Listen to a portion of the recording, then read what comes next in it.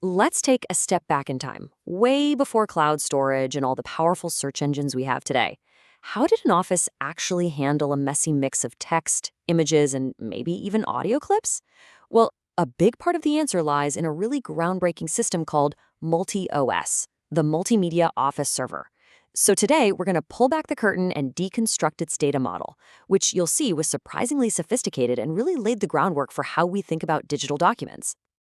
All right, here's the game plan. First, we're going to nail down exactly what MULTOS was built to do.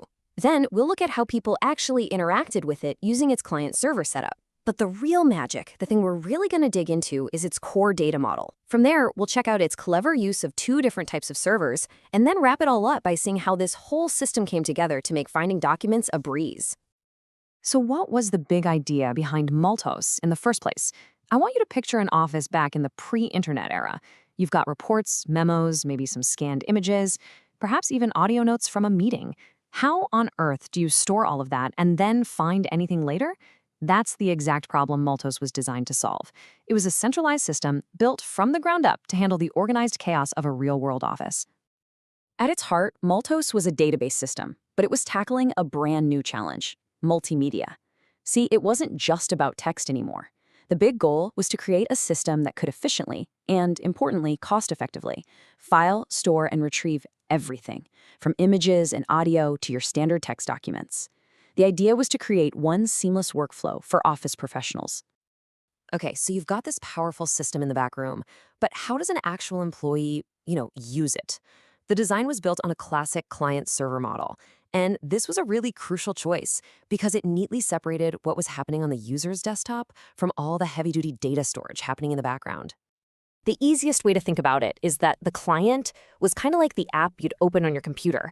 It was that user-friendly gateway for doing everything: creating new documents, putting together search queries, and then, of course, displaying or printing the results. But here's the key. The client wasn't doing the heavy lifting. It was basically just sending instructions or requests to the powerful server, and the server was the one managing the entire database. So that client-server setup, think of that as the skeleton. But the brain of MULTOS, the real intelligence, was in its data model. This is where the system went way beyond just storing files. It actually started to understand them. And this is the absolute game changer right here. MULTOS didn't just see a document as one big blob of data. It saw it in three distinct layers. First, you have the logical structure. That's the outline, right? The chapters, the sections, the paragraphs. Then there's the layout structure. That's all about the visual design, the fonts, the columns, where you place an image on the page. But the most important layer, by far, was the conceptual structure. This defined what the document actually was: an invoice, a business letter, a technical report. The system understood the document's purpose. This conceptual understanding was the secret sauce that unlocked incredibly powerful search capabilities. What MULTOS would do is automatically group documents into what it called conceptual types. It's like it was creating smart folders for you.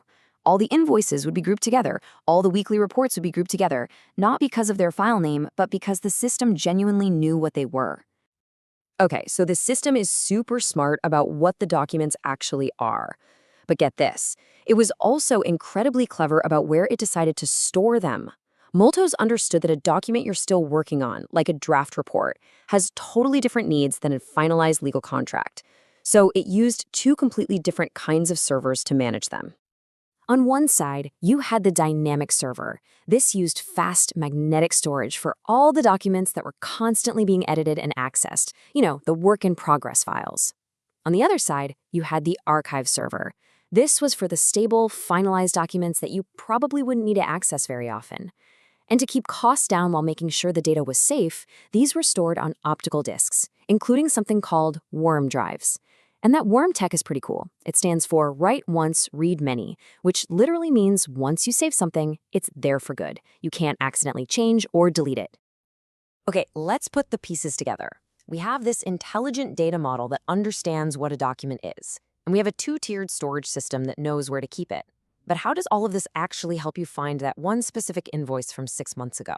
Well, the final piece of this puzzle is classification. And the process for making this all work was surprisingly simple, but wow, was it powerful. So first, a new document gets created or scanned in. Next, it gets classified, and this could be done by a person or, in some cases, automatically by the system. Now here's the magic step. Specific parts of the document get associated with conceptual components. For example, the system identifies the total amount field on an invoice and tags it as such. That final tagging is what allows for incredibly precise, content-aware searches later on. And that really brings us to a big final question, doesn't it? MULTOS was built to solve the problems of the Office of the past, but its core principle, this idea of understanding a document's true meaning, is more relevant today than ever before. When you think about the vast, chaotic, unstructured data all over the modern web, what could we achieve if we brought back that kind of discipline? That separation of a document's logical structure, its visual layout, and its true conceptual meaning. It's definitely something to think about.